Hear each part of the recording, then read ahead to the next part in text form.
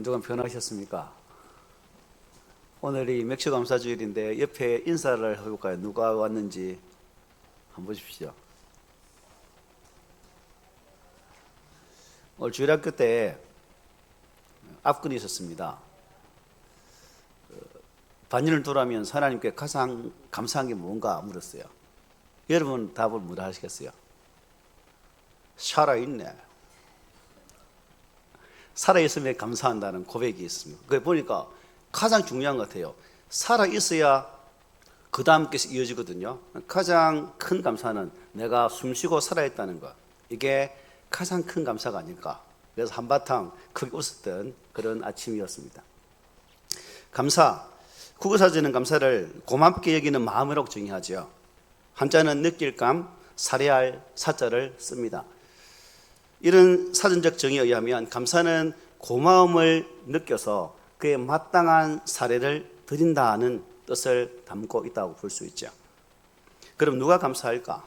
여러분 누가 감사할 것 같아요? 고마움을 아는 사람, 고마움을 느끼는 사람이 감사를 하게 됩니다. 어떻습니까? 여러분 마음속에 하나님에 대한 고마움이 살아계시죠? 그 마음으로 평소에 삶의 자리에서 감사했으면 좋겠습니다. 여러분 자식이 언제 부모의 마음에 그 고마움을 알까요? 나를 키우고 자라나게 하시고 여러 가지 어려움 가운데 있을지라도 교육을 시키시며 나의 걸음을 인도하시는 그 부모에 대한 사랑을 언제 할까요? 철이 들 때. 철이 들면 이게 다 사랑이구나. 이게 다 은혜구나. 엄마 아버지께서 이런 나를 위해서 이렇게 애쓰고 수고하셨구나. 이 철들면 알게 됩니다. 이게 철딱지 없는 것들은 어떻습니까? 아무리 말을 해도 의독경입니다. 속에 경을 끼죠. 야, 이게 은혜야. 이게 사랑이야.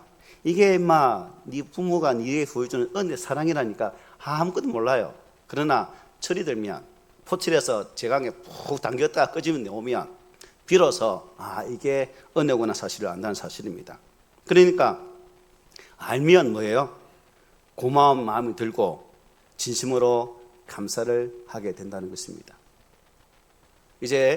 저도 60을 삶을 살고 있는데 60인생을 걸어오면서 그 사이사이에도 부모에 대한 은혜를 많이 느꼈지만 이 새끼들이 또 새끼를 낳는 이런 과정을 거치면서 참 부모라는 위치가 참 크다.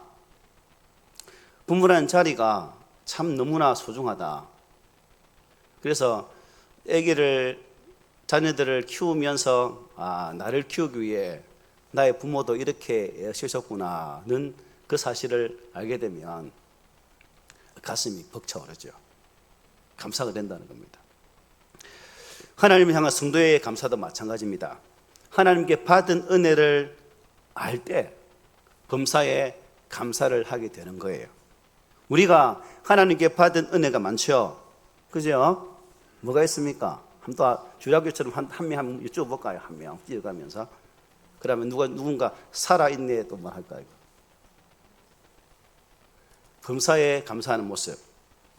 그래서 사도 바울이 에베소 교회를 향해서 이런 말씀을 선포합니다. 찬송하리로다. 하나님 곧 우리 주 예수 그리스도의 아버지께서 그리스도 안에서 하늘에 속한 모든 신령한 복을 우리에게 주시되라고 말씀해요. 사도는 우리가 받은 모든 복의 근원이 뭐라고요? 구원의 복을 받은 사람이다. 즉 하나님에 속한 모든 신령한 복이 가장 큰 복이다라고 말씀합니다. 하늘에 속했다는 말은 땅의 사람이 만들어낼 수 없는 거죠. 즉 인위적인 복과는 대조되는 복입니다. 또 신령한 복이란 신령하지 못한 복과 대조되는 것이죠. 신령한으로 번역된 헬라 푸뉴마티코스는 성령께 속했다는 뜻이기에 하늘에 속한 모든 신령한 복은 사람의 노력이나 사람의 실력이 만들어내지 못하는 오직 성부 하나님께서 성자 안에서 성령을 통해 주시는 복을 의미한다는 것입니다.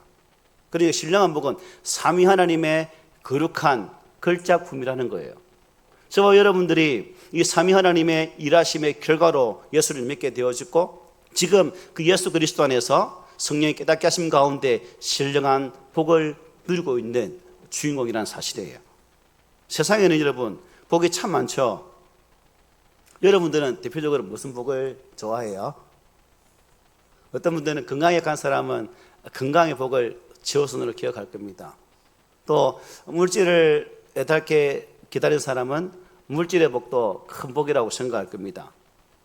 또 어떤 분들은 자식들이 잘 되면 그게 큰 복이죠 라고 말하는 분도 계실 거예요.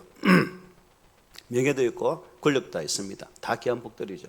그러나 이런 복들은 영원한 복이 아니라 잠깐 이 땅에 누리는 복이고, 실제적인 복이 아니라 그림자와 같은, 안개와 같은 그러한 복이라는 거예요. 영원하고도 참된 진짜 복은 사도가 소개하는 하늘에 속한 신령한 복이라는 것입니다. 사람이 만들어낼 수 없는, 오직 택함을 입은 자들이 삼위 하나님의 주권적인 그 은혜 가운데서 받는 일방적인 구원의 은혜가 신령한 복을 말씀해요. 이 복이 모든 복의 최고의 복이죠. 가장 큰 복이고 복 중에 복인 것입니다. 믿습니까?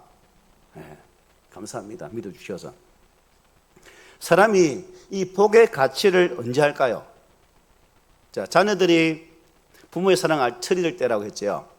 그러면 성도가 이 신령한 복을 어떻게 언제 할까? 거듭날 때, 즉 내가 진실로 삼위 하나님의 은혜 가운데서 영적인 자녀로 변화되어졌다는 사실을 알게 될 때 비로소 이 신령한 복에 대한 가치와 감사를 고백하게 된다는 사실입니다. 혹 우리 가운데 아직까지 이러한 거듭남의 비밀을, 거듭남의 은혜를 알지 못하는 분들은 이러한 성숙한 감사를 할 수 없는 거예요.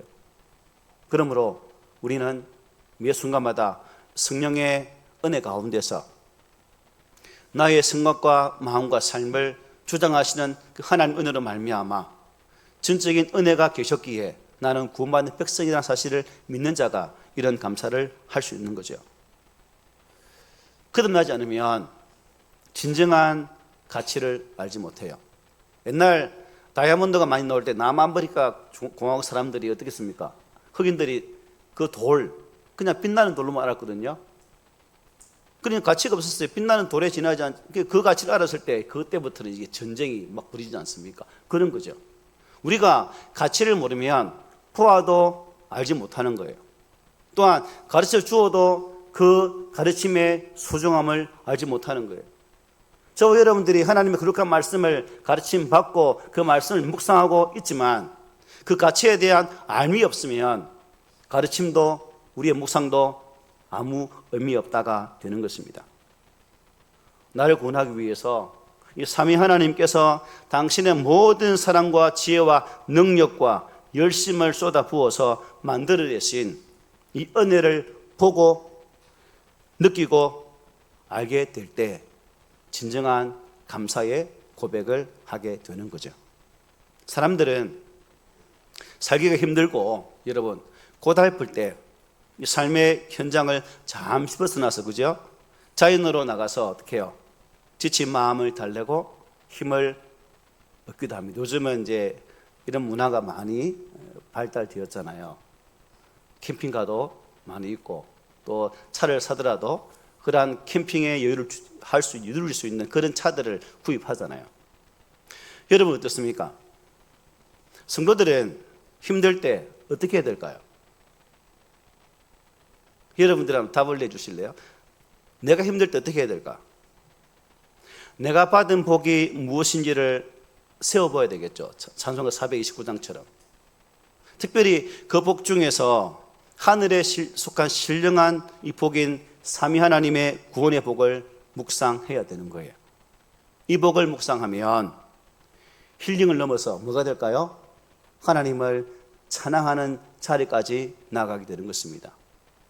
자연 속에서 하나님을 발견할 수 있겠지만 말씀 속에서 역사하셨던 그 하나님, 지금도 성령으로 내 속에 들어오셔서 일하시는 하나님, 일하신 결과로 말미암아 깨닫게 하시는 자리까지 인도하신 그 하나님을 찬양할 수가 있다는 사실이에요. 그러니까 여러분, 세상의 풍파가 여러분을 힘들게 할 때도 있을 거예요.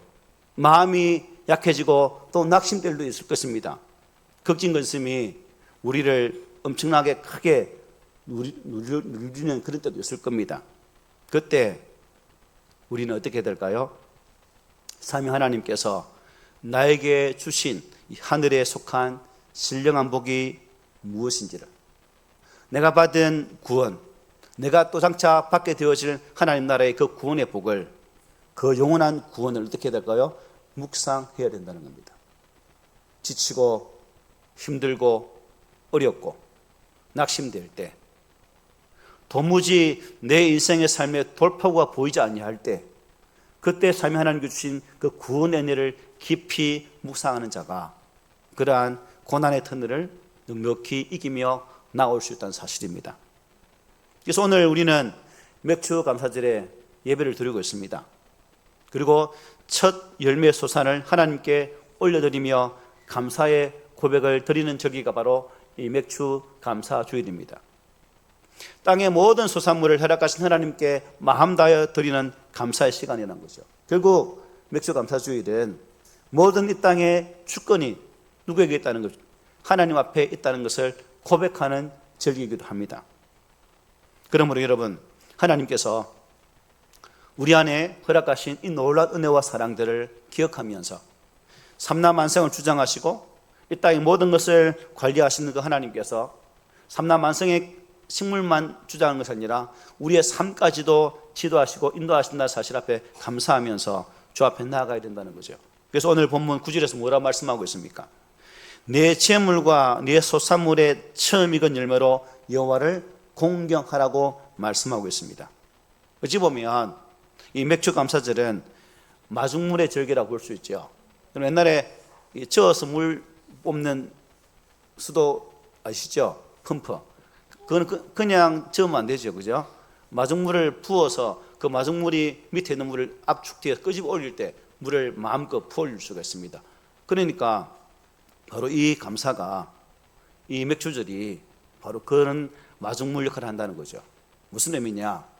상반기 동안 인도하신 하나님께서 내 삶을 인도하셨기에 하반기에도 은혜로 인도하심을 믿고 감사하게 되어질 때, 비로소 하반기에도 하나님이 우리에게 은혜로 예비하신 것을 풍성히 채워준다는 그 믿음의 고백이라는 사실입니다.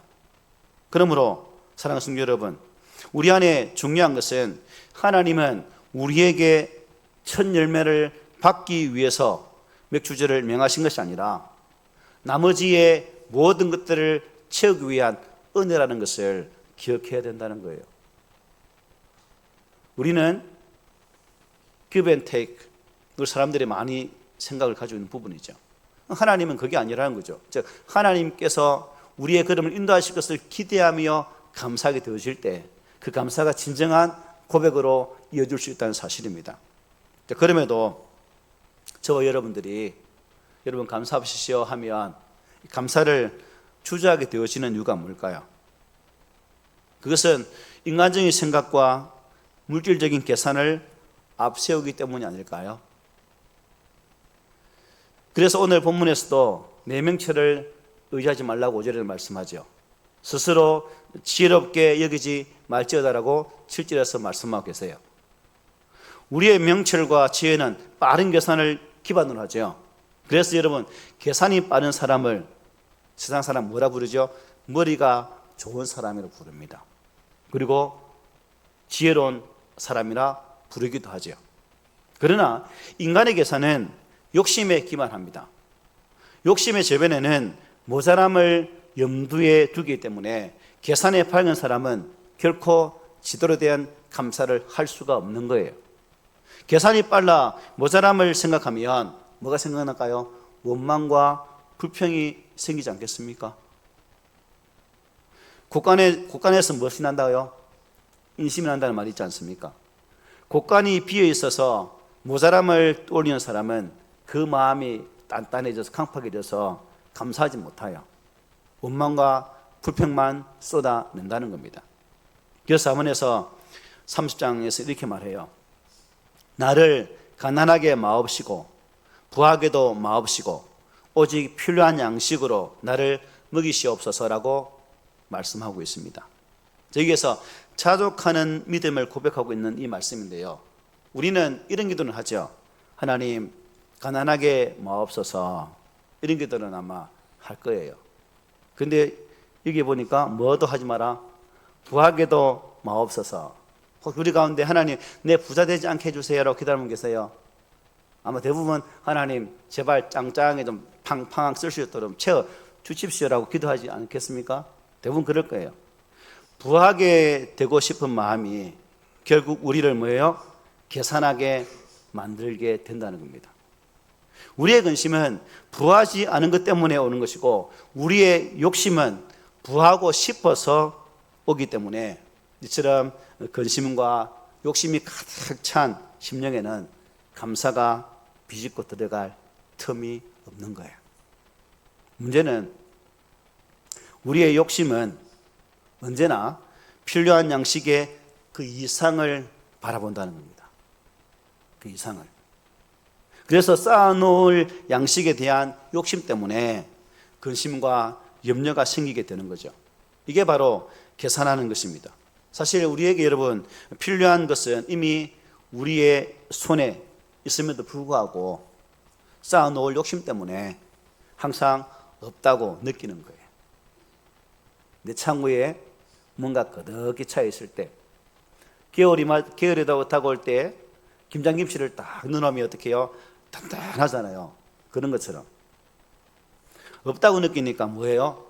원망이 나오게 되는 것입니다. 그래서 하나님은 마태복음 6장에서 이렇게 말씀하셨죠. 목숨을 위하여 무엇을 먹을까, 무엇을 마실까, 몸을 위하여 무엇을 입을까 염려하지 말라라고 말씀하셨어요. 왜냐하면 바로 이 말씀이죠. 공중의 새를 보라, 심지도 않고 거두지도 않고 창고에 모아들이지도 아니하되 너희 하늘 아버지께서 기르시기 때문이다 라고 말씀합니다. 바로 이 약속. 문제는 염려하는 순간 뭐가 생긴다는 거죠? 원망이 생긴다는 사실입니다. 그리고 이렇게 말씀합니다. 들의 백합화가 어떻게 자라는가 생각해 보라. 수고도 아니하고 길쌈도 아니한다라고 말씀합니다. 이 땅에 생명을 허락하신 하나님께서 생명을 유지하기 위한 필요한 양식은 공급해 주시겠다는 말씀입니다. 흔히 사람은 자기 먹을 것을 어떻게 해요? 갖고 태어난다는 말이 있죠. 이것을 여러분 신앙적으로 말하면 생명을 주신 하나님께서 생명을 유지하기 위해 필요한 것을 채워 주신다는 것입니다. 그런데 이러한 사실을 깨닫지 못하고 무엇을 먹어야 하고 무엇을 입어야 할까 이렇게 계산하면 막막함으로 인해서 뭐예요? 원망과 불평을 하게 되고 만다는 사실입니다. 그런 의미에서 계산은 감사를 막는 아주 큰 장애물과 같다라고 말할 수 있을 것 같습니다. 무엇보다도 이 원망은 뭐예요? 교만이요, 또한 벼망덕입니다.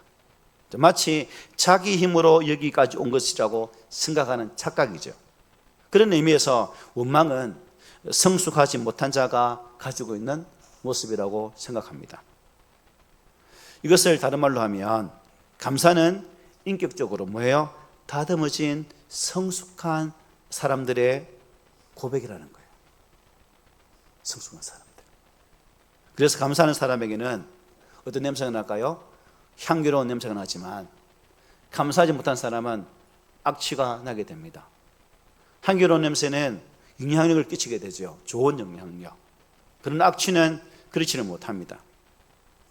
그러므로 이 감사의 향기로운 냄새는 사람을 어떻게 해요? 내 곁으로 모으게 만들죠. 그래서 공동체를 보다 더 든든하게 그리고 더 단단하게 만드는 힘이 나타나는 것입니다. 그런 의미에서 이 향기로운 냄새는 우리에게 꼭 필요한 신앙의 자세인 것 같습니다. 여러분의 말 한마디, 삶의 모습들이 향기로운 냄새가 되어야 되지 악취가 나는 그러한 삶이 되어서는 안 된다는 것입니다. 그래서 여러분, 가정이나 구역 같은 공동체에서 감사하는 사람이 있는 것은 너무 좋은 거예요. 구역 모임이나 모임 갈 때마다, 전도회 모임 갈 때마다 항상 어떤 사람이 불평하고 원망하면 그 모임 가고 싶겠어요? 아니요. 가면 기분 상해. 참석하면 내 마음이 강팍해져. 그런 모임은 건강하지 못해요. 그런 공동체는 결코 건강할 수도 없다는 사실입니다. 그러므로 내 한 사람이 어떻게 해요? 좋은 영향을 미치기 위해서는 우리의 모임 속에서 좋은 말, 아름다운 말을 해야 우리의 공동체가 보다 더 귀하게 세워져 간다는 사실입니다. 똑똑한 사람이 모임을 주도해야 된다고 생각하지 말고, 사실 여러분 어떻게 하는 사람이요? 감사하는 사람이 그 모임을 주도할 때에 그 모임이 아름다운 거예요. 오늘 말씀을 보면 감사는 하나님을 신뢰하는 믿음이 있어야 한다고 말씀해요. 5절에 이렇게 말씀하죠. 너는 마음을 다하여 여호와를 신뢰하고, 6절에 보니까 범사에 그를 인정하라고 말씀하고 있습니다. 신뢰란 뭐예요? 맡기고 의지하면서 기댄다는 뜻을 가지고 있습니다. 즉 나의 삶 전체를 하나님께 맡기고 매 순간마다 하나님을 의지하면서 오직 하나님께만 나의 삶을 맡기는, 즉 하나님만 나의 피난처를 삼으면서 하나님께 기대는 그 믿음, 이것을 가질 때 비로소 감사하게 되는 것입니다. 여러분, 자기 지혜와 자기 명치를 의지한 사람은 계산을 앞세우기 때문에 감사하지 못하지만, 하나님을 신뢰하는 사람은 자기 생각과 계산을 내려놓기 때문에 감사를 할 수가 있는 것입니다. 그래서 감사는 찬양처럼 지금까지 지내온 것은 하나님의 은혜입니다라고 찬양을 할 수가 있는 거죠. 계산은 자기 공로를 내세우려고 교만함을 드러내게 됩니다. 여러분 생각해 보십시오. 지금 받아 누리고 있는 모든 것이 혹시 자기의 노력의 결과라고 생각하는데 어떻게 하나님을 신뢰할 수 있겠습니까? 신뢰 못하죠. 비록 내가 수고하고 있었지만 나에게 건강 주셔서, 내게 시간을 주셔서 이를 감당케 하신 하나님이 계셨기 때문에 내가 이것을 누리고 있습니다라는 고백이 되어서야 된다는 것입니다. 특히 5절에 있는 것처럼 마음을 다하여 여호와를 신뢰하라는 말씀이 있죠. 이 말씀은 형식적인 신뢰가 아닌 전적인 신뢰입니다. 부분적인 신뢰가 아니라 전인적인 신뢰죠. 나의 모든 것을 의탁하는 그러한 믿음의 자세라는 겁니다. 이것은 모든 초점을 어디에요? 하나님께 맞추는 것이죠. 하나님의 인도하심에 나 자신을 내어 맡기는 것을 의미합니다. 비록 나의 뜻과 또한 내가 원하는 응답이 아닐지라도, 그리 아니하실지라도 하나님의 절대 주권을 인정하는 바로 그 자세가 바로 이러한 신앙이라는 거예요. 내 뜻대로 마옵시고 아버지 뜻대로 하옵소서라는 고백이 바로 이러한 성숙한 고백으로 이어질 수 있다는 사실입니다. 오늘날 우리의 감사가 여러분 냉랭한 것은 무엇일까요? 전적인 신앙이 아니라 한 발 뒤로 빼어내는 신앙을 가지고 있기 때문입니다. 삶과 신앙이 일체가 아닌 삶 따로 신앙 따로의 불일치 때문이고, 또 하나님 뜻대로가 아니라 나의 뜻대로 응답하기를 바라보기 때문에 그렇다는 거예요. 즉 자기 중심적인 환경과 조건을 생각하면서 감사하려고 하니까 감사가 힘을 잃어버리게 된다는 것입니다. 또한 감사는 여러분 범사에 어떻게 해요? 하나님을 인정하는 믿음이 있어야 돼요. 특별히 범사를 기억하십시오. 우리가 잘 아는 말씀이죠.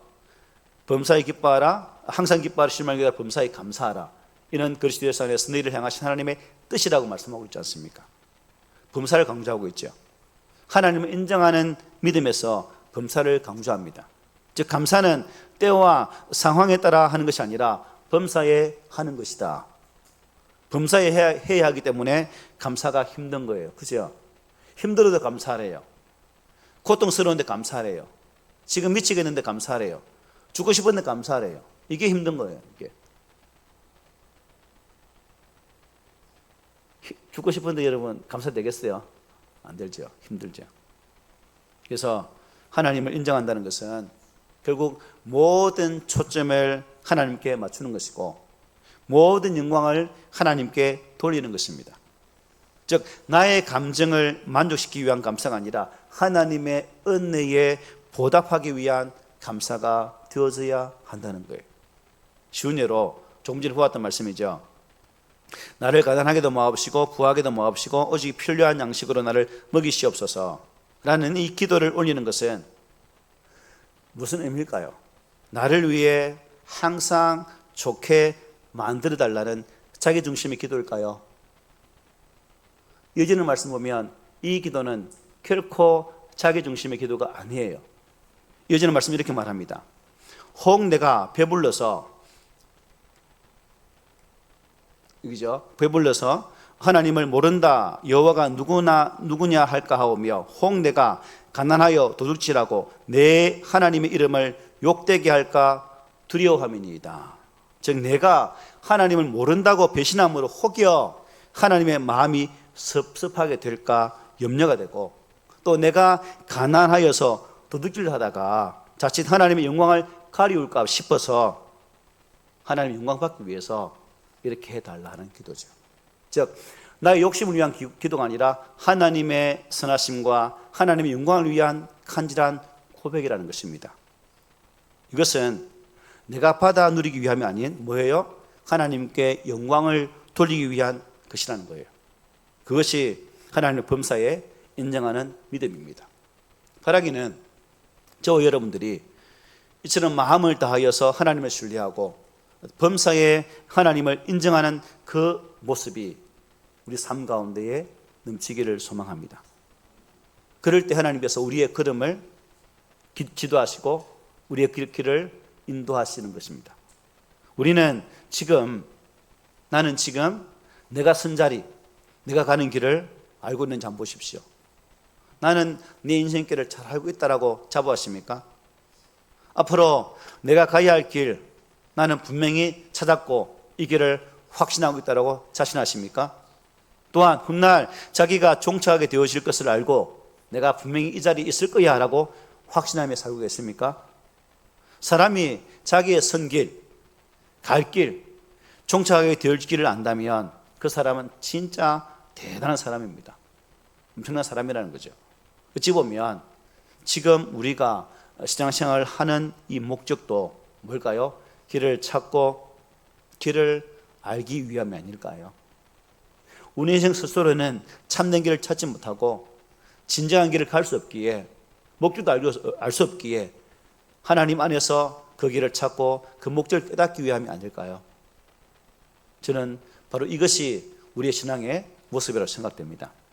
사람들은 여러분 저마다 자기 스스로 지혜롭다고 생각하면서 자기 명철을 많이 의지합니다. 대부분 그렇습니다. 대화를 하다 보면 자기 충만에 충실해요. 자기 지식에 아주 충실합니다. 자기 자신에게 충실한 사람은 다 타인과 어떻게 해요? 대화가 힘들어요. 말이 안 통해요. 답답해집니다. 그래서 7절에서 뭐라 말씀하고 있습니까? 여호와를 경외하며 악을 떠날지어다라고 말씀하고 있습니다. 즉 하나님을 신뢰하고 인정하려는 그 믿음이 없이 자기 지혜와 명철로 생각하면 판단하면서 결정하는 모든 것은 뭐다? 악이라고 말씀하고 있는 거예요. 그러므로 여러분의 선택, 우리의 결정이 내 마음속에 내 마음이 가고자 하는 대로 가는 것이 아니라 하나님께 주신 그 지혜와 은혜로 선택하고 결정해야 그 길이 바른 길이라는 것입니다. 여러분, 감사는 결코 우리의 삶으로 불가능한 것이고 하나님의 전적인 은혜로 되어져야 참된 감사로 이어집니다. 그래서 하나님을 경외하라는 것은 무슨 의미일까요? 하나님께 예배하는 것이고 예배를 통해 감사를 회복하라는 것입니다. 그렇지 않으면 인간은 감사보다 원망의 죄로 나아갈 가능성이 큰 거죠.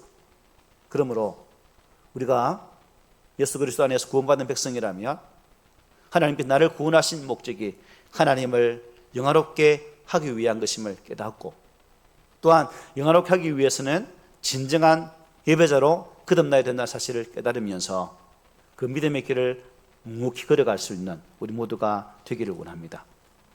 그리고 여러분, 감사는 하나님을 공경하면 단순히 영적인 축복과 기쁨만을 누리는 것이 아닙니다. 우리가 이 재물과 소산물의 처음 익은 열매로 하나님께 바치며 그리고 예배드린다면 하나님 어떻게 말씀해 주고 계십니까? 우리에게 놀라운 축복으로 약속하고 계시죠. 오늘 본문 8절에 뭐라 말씀하고 있습니까?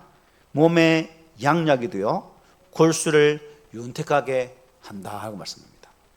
육적인 건강을 책임져 주신다라고 약속하고 계신 거죠. 우리의 영과 육은 분리되어 있지 않기 때문에 영이 건강하면 육도 건강하다는 거예요. 쉬운 말로 감사의 믿음으로 사는 사람은 육신도 건강하다는 뜻입니다. 반대로 원망과 불평은 영혼만 갉아먹는 것이 아니라 육신도 병들게 한다는 거예요. 몸은 영혼을 담는 그릇입니다. 그래서 영혼이 감사로 깨끗하고 건강하면 육신도 깨끗하고 건강할 수 있다는 거예요. 또한 감사의 믿음은 뭐예요?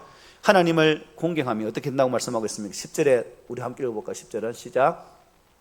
창고가 가득히 차는 내 포도즙 틀에 포도즙이 넘친다라고 말씀하고 있습니다. 하나님은 우리에게 물질이 필요함을 여러분 익히 알고 계세요. 이것은 하나님께서 우리를 영적 존재와 더불어서 육적 존재로 지으셨기 때문입니다. 하나님은 우리가 그의 나라와 의를 먼저 구할 때 이 모든 것을 더해 주시는 분이라는 거예요. 그냥 더해 주시는 것이 아니라 후히되어 흔들어 넘치도록 내게 안겨 주신다라고 말씀해요. 그러므로 여러분, 우리가 이 감사를 회복하는 것은 너무나 중요한 신앙이죠. 저 여러분들이 이러한 감사의 고백으로 주께 서기를 원합니다. 오늘 본문에 한 가지 더 약속하고 있죠. 새 포도즙이 넘치도록 채워주겠다. 감사의 믿음으로 사는 사람은 하나님을 공경하게 되어질 때에 이러한 차고 넘치는 은혜를 누리게 된다라고 성경은 분명히 말씀하고 있습니다. 사랑하는 성도 여러분, 믿음의 걸음을 걷는다는 것 어찌 보면 결국 쉽지 않을 수도 있습니다. 그리고 내 스스로 내 힘으로 감당하다 보면 우리는 쉽게 좌절하고 쓰러질 수밖에 없습니다. 그러나 우리의 신앙은 결코 나 혼자 하는 것이 아니라는 거죠. 삼위 하나님과 더불어서 함께 걸어가는 길입니다. 하나님은 택한 자녀들을 결코 포기치 않으시고 그 인생길에 함께 하시며 필요를 공급하시는 살아계신 하나님이십니다. 또한 그 살아계신 하나님은 단순히 사람만 역사하시는 게 아니라 나의 필요까지 아시는 그런 하나님이시라는 거죠. 그러므로 여러분, 우리의 감사는 결코 강압적인 감사가 되어서는 안 됩니다. 성령께서 내 마음 주시는 감동대로 순종하는 감사로 이어질 때 비로소 참된 감사의 고백을 드릴 수 있는 성숙한 신앙인이 될 수 있는 겁니다. 오늘 맥주감사주일에 저와 여러분들이 하나님 은혜를 다시금 기억하고 한 해 절반을 인도하신 하나님께서 하반기에도 어떻게 인도하실까를 기대한다면 상반기에 인도하신 하나님 앞에 감사하면서 우리의 마음을 다한 고백을 드려야 하지 않겠습니까? 그러므로 여러분, 신앙은 하나님을 즐거워하는 것이 아니라 뭘까요? 하나님을 즐거워하는 것입니다. 하나님을 기쁘게 하는 성도가 아니라 하나님을 기뻐하는 것이 참된 신앙이에요. 그래서 남은 하반기에도 하나님을 즐거워하고 하나님을 기뻐하는 진정한 신앙의 삶을 사셔서 여러분의 삶의 자리에 이러한 은혜로만 충만할 수 있도록 그 의미를 되새기는 삶을 걸어가는 복 있는 자가 되시기를 오늘 말씀으로 부탁을 드립니다. 아멘.